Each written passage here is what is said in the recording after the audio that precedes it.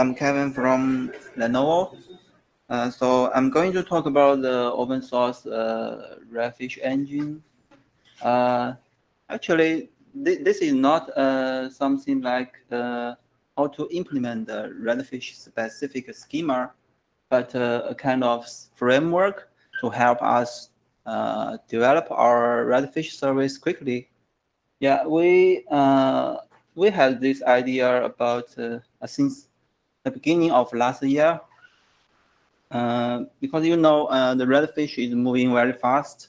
We often see the DMTF discussion and update on the Redfish schema and the Redfish spec. So sometimes we have to change our design and also do some repeat work because of there is a new attribution on the property, because there is new enum member or new annotation. We have do some change to adapt this new changes, to adapt this spec and schema update. So we do want a more efficient engine to reduce the maintenance effort on the schemas and the Redfish spec upgrading, but focus more on the Redfish schema itself. Okay, what we want from the Redfish engine? First, it should be a small engine with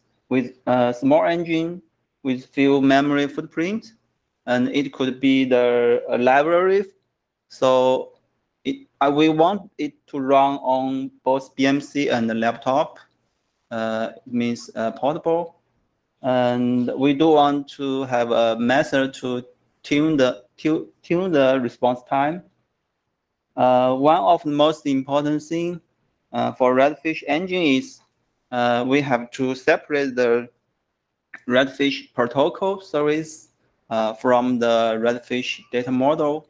For example, I'm focusing on the RAID storage controller.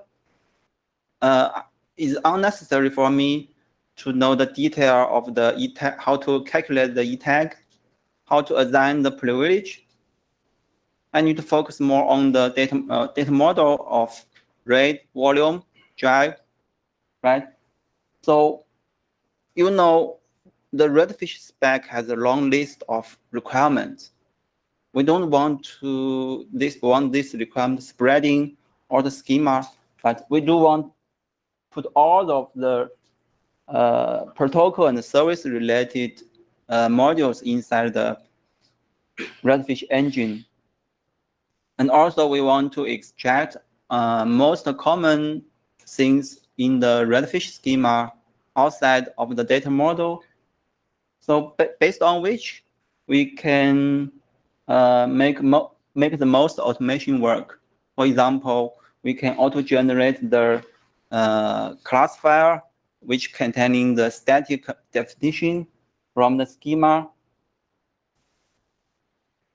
And we also want to do auto-generation for our Redfish response for the most common commonalities like the headers, the metadata, the OData information, the navigation property, the links, and so on. And also, the Redfish will cover a lot of area, which means we need to get the data from all kinds of the data source. So we do need a unified method to represent the diversity of data type and data source. This can also make sure we have a common coding style when multiple people are working on the Redfish schemas. And finally, about the performance, as you know, we cannot promise each schema has the same response time, but we do want a method to tune tune the response time. Most time it means the caching.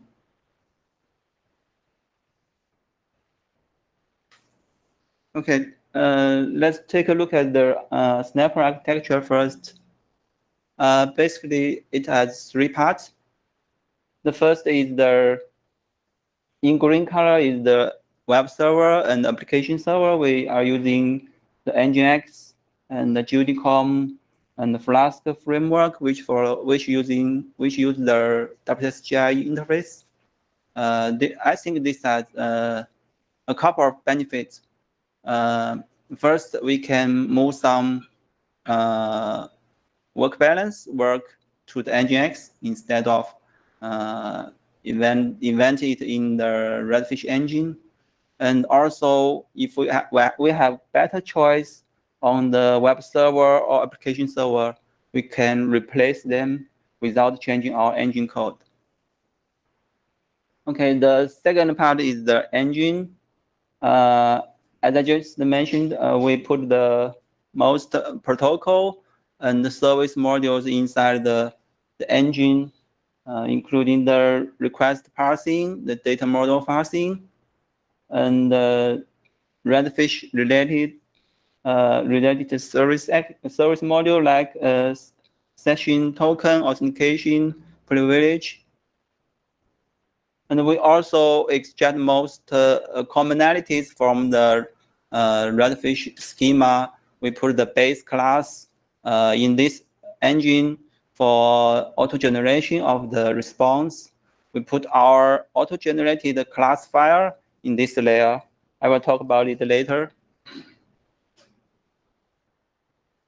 The third part is the exact Redfish schema implementation. We also put the data interface layer here to help developer to work on their own schemas, and we have the backend data provision inside this layer, and also providing the caching. We also have the standalone tool to generate the schema, the class files from schema.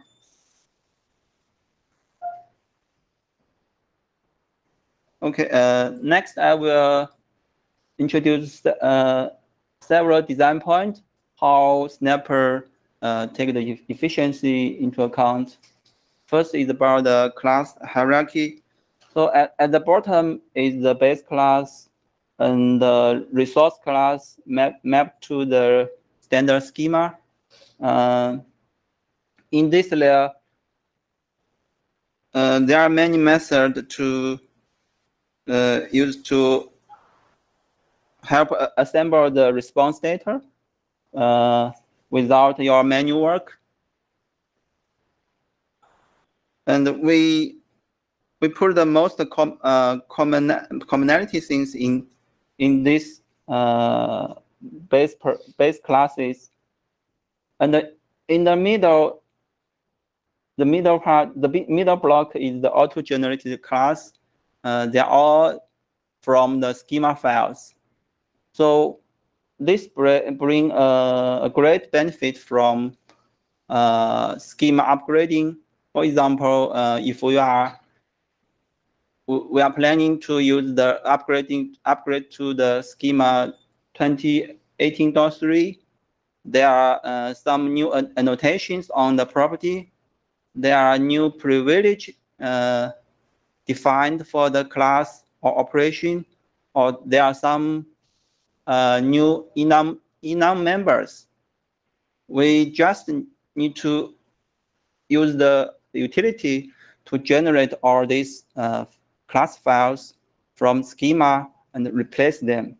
So the base class will contain all the privilege validation, the enum validation in the request body, and even the annotation inside the schema class file. So you don't need to change the implementation or the base class. You just need to replace the auto-generated class file. So above the class file are exactly what you need to focus on the schema class. You just need to fill in the dynamic data you are interested in to implement in these files, these class files.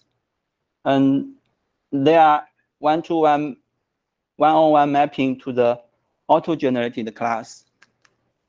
For example, the computer system is derived from the _p computer system and the chassis and the power.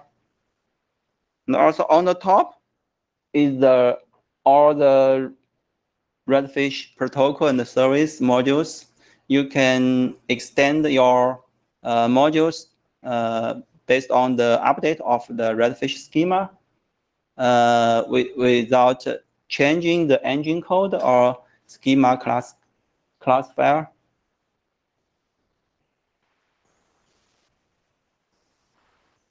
Okay, next is about the resource tree. Basically, you can view the Redfish data module as a resource tree. The concept in Redfish spec is the resource tree is actually a set of URI. There is only one well-known URI, that is the service root. But actually, we cannot make sure all the rest URI are consistent because it may change our hardware configuration, our designer. Yeah. And sometimes the cross-reference between the class will result in the reference ring.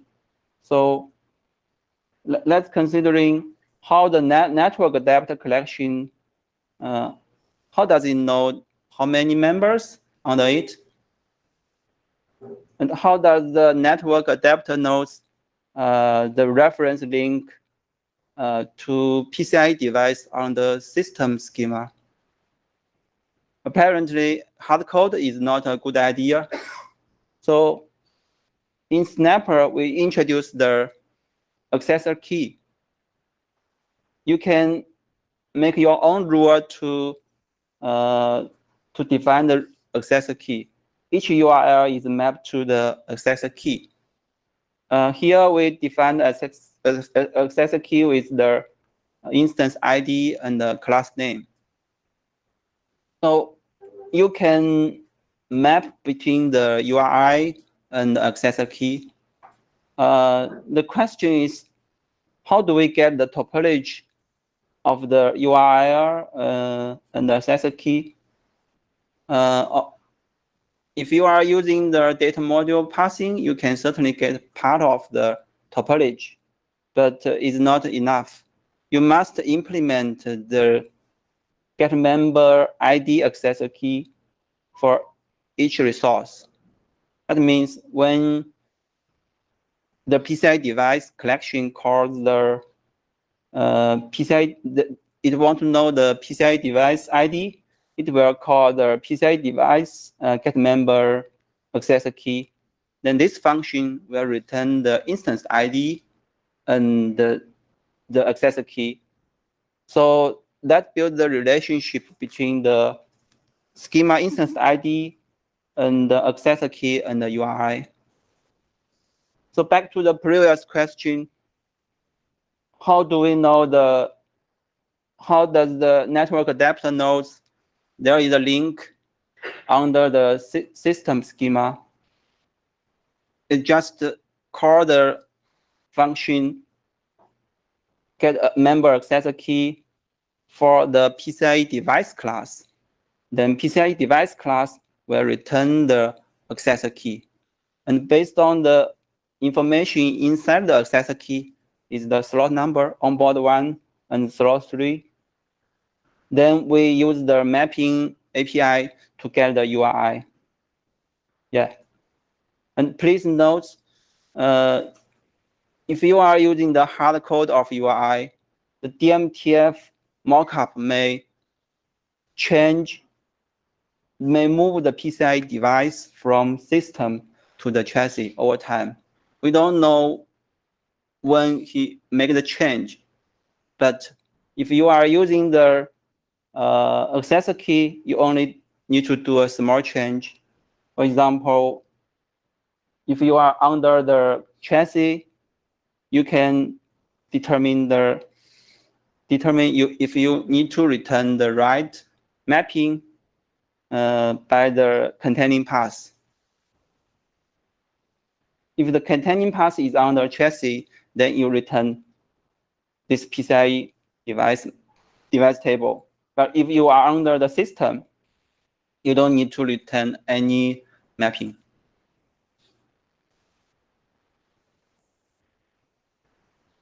Okay, next is about the unified data interface layer.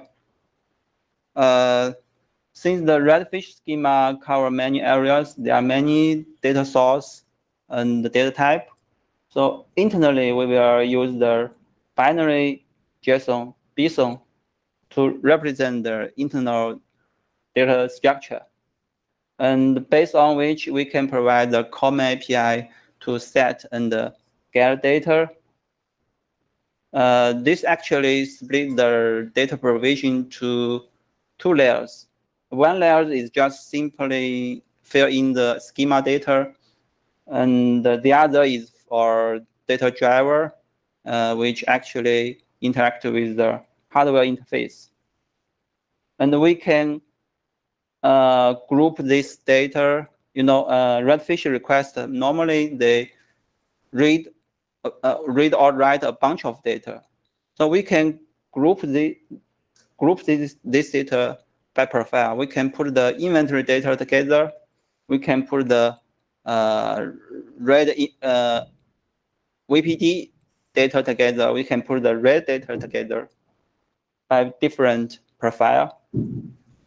So as you can see, several schema can share the same data returned from this API. So by nature, this kind of data interface can centralize the data caching management.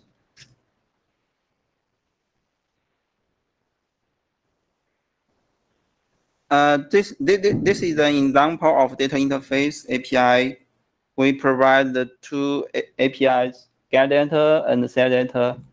The first example, get the data from profile, computer system, non-volatile data, which means most of this data are consistent. We don't need to retrieve them again and again. And we can also call the function defined in the XML with parameters and set data by key value format. Yeah, on the right side, the XML define the profile in the computer system group.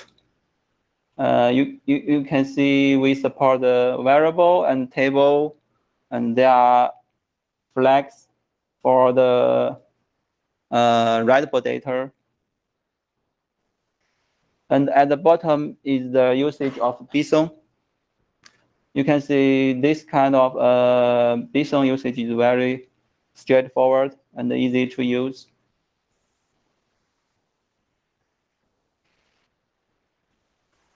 So next, talk about the data caching. In previous data interface, by nature, it has the caching management capability. So basically, in Snapper, we can have two cache layers. The first is the JSON text. JSON text caching is mapped UI to the JSON response. The most common scenario is the log entries. For example, you have 4,000 log entries. This kind of data will take a long time to do serialization. So if we cache this data in in memory or database like Redis, you can save a lot of serialization time. But this kind of caching has a problem that is the granularity is too big. It cannot share between class. Okay, then we have the second layer, L2 caching based on BSON. Because BSON is binary, it saves lots of memory, and we can group this data by profile. Here, take an example. We put the storage inventory together in a BSON object, and we also put VPD through data in another BSON object, and also about the network adapter. Here is an example. When the client uses the curl or postman to access the network collection, the backend actually already have all the network adapter information from onboard to slot 1 to slot 3. So if we cache this data, you don't need to access them again when next time user access the slot 1 network adapter. So the most important thing for L2 cache is how we group this data, how we determine the granularity of this BSON object.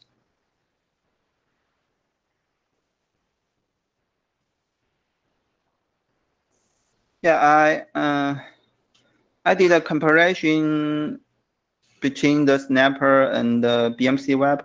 Actually, I don't find many examples to do the comparison. So please forgive me if I have misunderstanding in this table. Here is a little unfair to compare BMC Web with Snapper because BMC app is actually do everything web server, which support not only Redfish but also the web GUI, the console redirection, where Snapper focus on the Redfish engine, a lightweight engine. It does not create the web server. It can even replace the web server it connected to. So I think it's possible that we can integrate this engine with BMC Web. And because it's using the Nginx and the Flask framework, it can leverage many open source features like SSE WebSocket from the Nginx and the Nginx and the Flask modules. And we also create the data interface layer to reduce the effort of a schema developer. About the performance, I see the BMC Web is using the Boost Azale, so it should have high efficiency on performance. Snapper uses the C extension module, and we rely on the Python networking library, G-event, for concurrent access. Because the Unicom is a pre-forked worker mode, it supports the multiple process module. So, but we also have the capability to support multi-thread. And we have 2 levels of data caching to tune the performance. About the protocol and the service, I see the BMC Web will rely on the web server cron support. I also see there are some missing functions defined in the Redfish spec, like OData tag property, and the query parameters, and the task, and the head operation. While in our Snapper implementation, we are fully compliant with Redfish spec 1.5. And also, if DMTF Redfish spec have new requirement on the protocol service, and we can easily add new modules without changing the current schema code or engine code. Sorry, we should only change the engine code. Next is about the Redfish data model. I see the BMC Web schema class is derived from the node, which is coupled with the cron app instance. For each schema, it is using the static URL routing, which means the class is binding with the hardcode URI. And all the schema implementation should be in the schema class and action class. But for Snapper, we are running the runtime binding between the URI and the Redfish resource, because we have the data model passing, the EDM passing. So there is no hardcode UI. And we are also trying to do most automation work we generate the most common data in the response for each schema. About the Redfish upgrading, yeah, I do see the BMC Web have auto generation for the message registry. But when I think when they are going to upgrade the schema, they need to change the code for the schema version, enum, etc. For Snapper, we generate all the registry, including error message registry, event registry, privilege registry from the schema file. And for the BIOS registry, we just runtime generated from the data we got from UEFI. Yeah, and we also, as I mentioned in the class,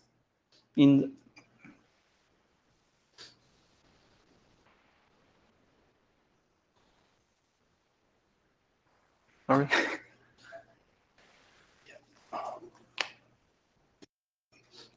Oh, thank you.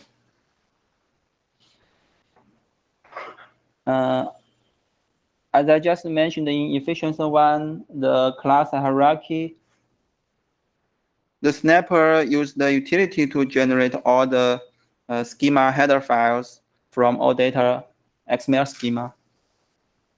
Yeah, if you want to upgrade the schema bundle, we just need a few minutes to replace the header file.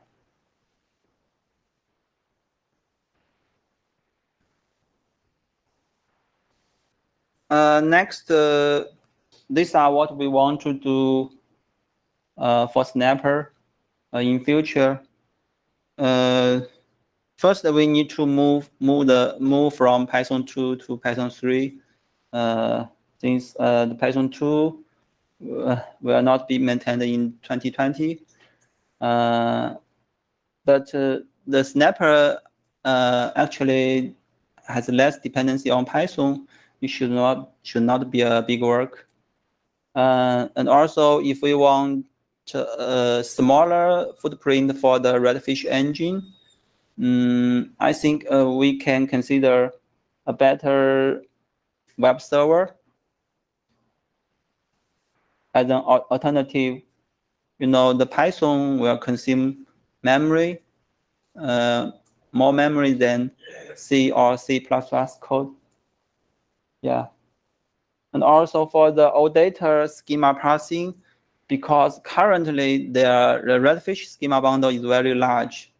So when we parsing the XML file, it needs more memory, but we can disable some functions, like we don't need the description, long description annotation.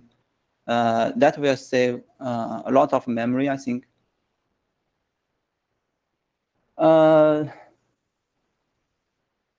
The most thing I'm interested in is the PLDM for RDE. This is the new specification from DMTF. It's just published a couple of months ago. But as you know, this standard is very important to support the I/O management. It actually provides the Redfish management capability on I/O device, the PCI device. So basically, the BMC acts as a proxy between the Redfish client and I/O device. So what we need to do is to translate the Redfish message and operation to PLDM message operations. Two things we need to do. The one is the binary JSON encoding decoding, because the option card does not accept JSON text. They only accept binary. So we want the DMTF to drive this kind of tool for open source. And also, we need the schema dictionary discovery. And we also need the PLDM library to support the new PLDM type for RDE. Next, we want to add a debug interface support in our data interface layer. It can be used for a lot of data sources like telemetry, cache refreshing, eventing. Currently, we have a simulator opened on the GitHub Lenovo repository. It's part of the Snapper code. It can, but it almost covers most of the engine part code. It can run on your laptop, or if you want to run inside BMC, yes, you can change the makefile or to do it.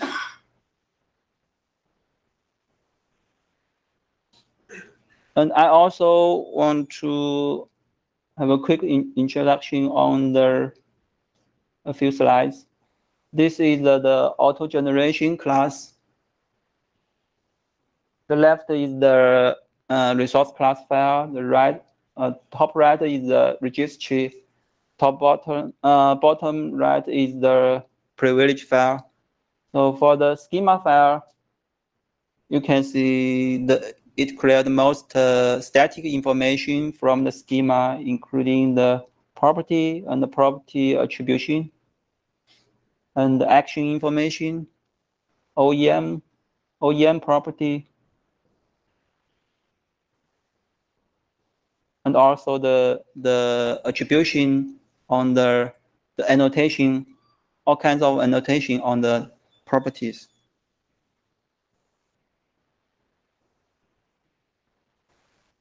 Yeah, and for the registry, you can directly use the function to add the message into the Redfish response.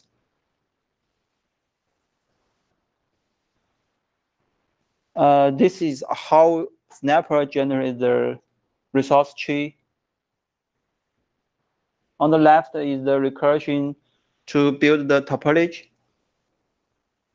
It starts from service root and transfers all the properties and expand them, and also call the get member function, get member ID accessor key of the child node. Finally, it generates the URI and the accessor key table, mapping table. So take a look at the PCI device of computer system.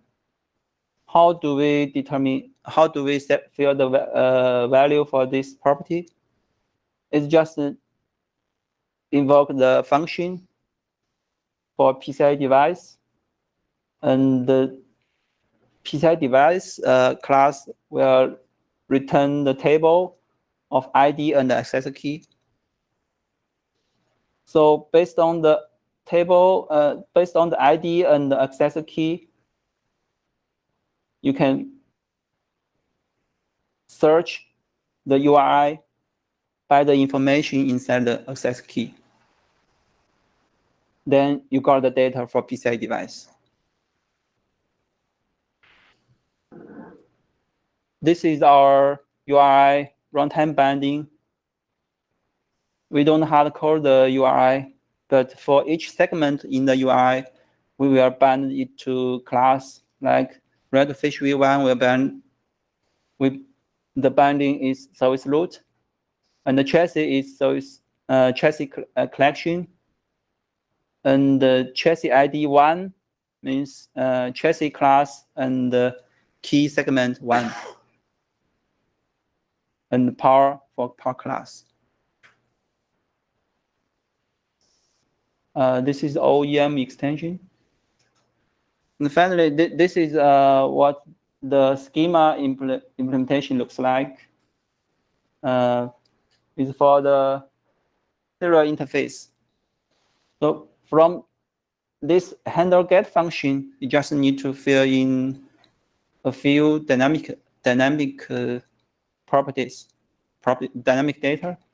For the rest, data in the response, you don't need to care. And the right side is the patch operation.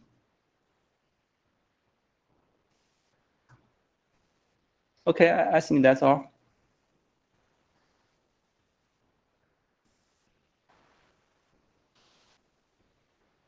Any questions?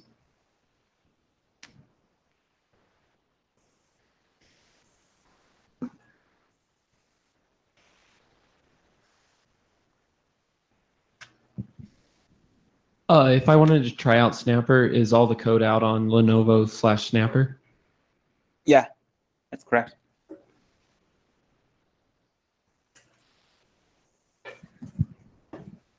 So do you have any actual performance numbers comparing your implementation to BMC Web?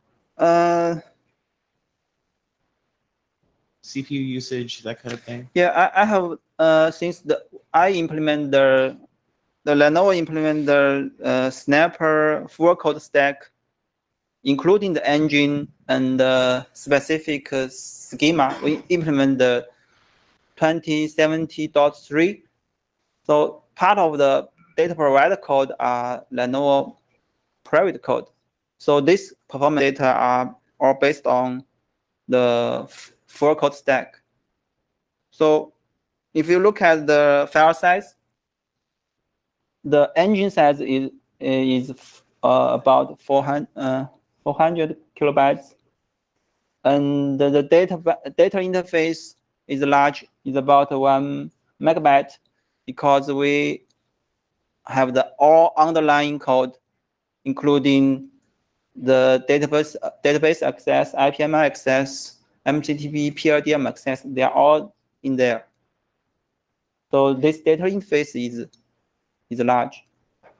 And we also have the Snapper provider, which implements all the dynamic data of schemas. It's 3 megabytes.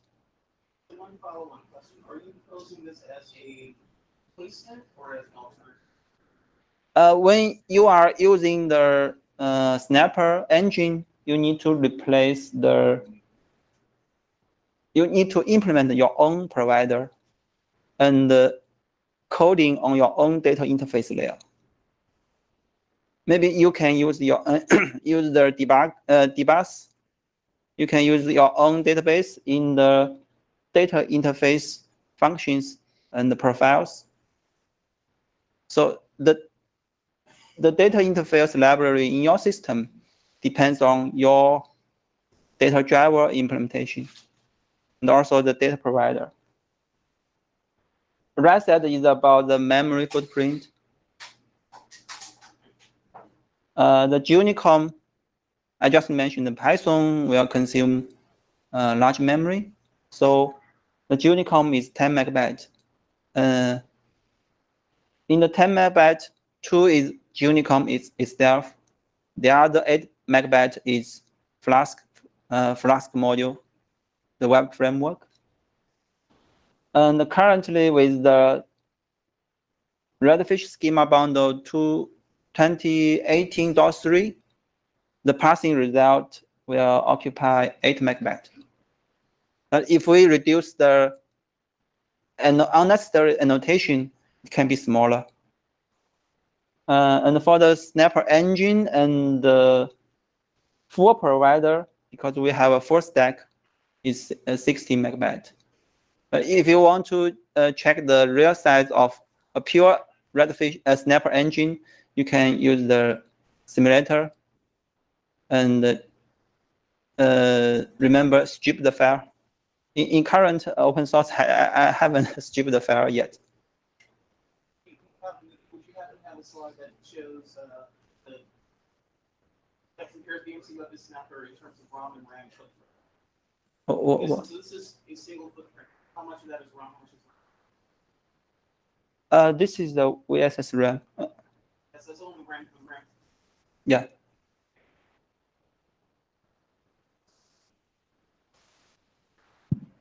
I walked in late. Sorry if I'm repeating or asking questions you already answered. Did you say this used to be a private code base and now you're open sourcing it? Is that what happened? The engine code is already opened.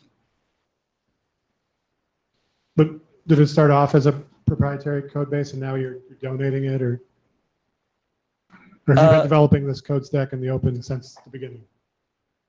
The only private code is our provider implementation. The whole engine is already open. I understand. Yeah, I understand it's open now. Did it start open? Yeah, we just opened it a couple of weeks ago because we need to go through the open source review process of our company. Yeah, so we opened it about a couple of weeks ago. Right. It was originally developed in-house at Lenovo. For us, it was originally developed proprietary. Okay. And we're donating the engine. Okay. And how long has it been in-house? Can you say? We have this idea since the beginning of last year. Okay. Was there ever a point in kind of your decision-making process where you're looking at BMC Web and you decided, nope, we're gonna do this? Not exactly, since we are looking at BMC app, because we have it's actually happened in our x86 server. We have some problem when the Redfish, when the DMTF Redfish forum upgrading the design, the spec, the schema. We have some pain point, like the schema update, the property attribution enum. Sometimes we have to redesign our Redfish or do some repeated work. So we want such a more efficient engine to help accelerate our schema development. Yeah, the comparison, I just did this operation recently. Before that, I don't. In last year, I haven't looked into the BMC Web. One more question. So, like, there are a number of comparison points there. It's a good chart. Like, why would it? Is it possible to get these things that are missing from BMC Web into BMC Web, or is it your kind of opinion that it's sort of a maybe a loss? I think the Snapper can be compared as a library, and its web server is replaceable. So if we have better choice of web server and application server, we can replace the Nginx and the Unicom. Yes, I think it's possible to integrate the Snapper with BMC Web. Okay, thank you.